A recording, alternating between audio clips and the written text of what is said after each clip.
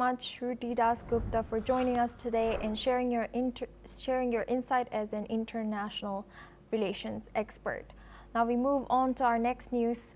Spanish Prime Minister Pedro Sánchez is facing a major political crisis after Francisco Salazar, a senior official in his Socialist Party, resigned over sexual harassment allegations. The accusations were made by a party employee who claimed Salazar made inappropriate comments and attempted to initiate personal encounters while working at the Prime Minister's residence, Moncloa Palace. The resignation comes as Sanchez had hoped to shift focus from a broader corruption investigation within his party. Former PSOE official Santos Sheridan is in pre-trial detention on charges of orchestrating kickbacks in exchange for public contracts, a scandal that further threatens Sanchez's leadership. In his speech, Sanchez didn't address Salazar directly but stressed that women must have the ability to report abuse through official channels.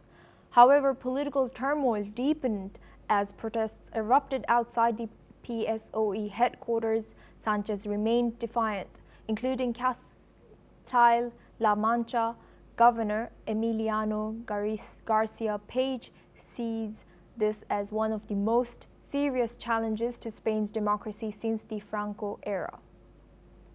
With his government relying on a coalition of nationalist and far-left parties, Sanchez's ability to weather this storm remains uncertain. Now we're joined by our guest, Dr. Nur Nirwandi. She's a security analyst joining us live from Malaysia. Thank you, Dr. Nur, for joining us today. Welcome to NewsX World. Now, looking at this news in Spain, coming from Spain, how damaging could these sexual harassment allegations and Salazar's resignation be for Sanchez's credibility and leadership among his party?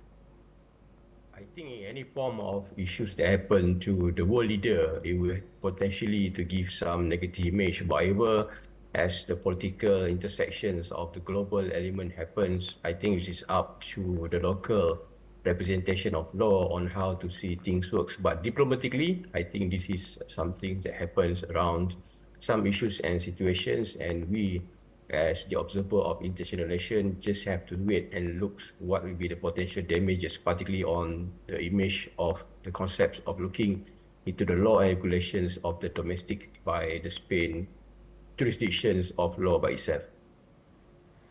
Thank you, Dr. Noon. You will stay with us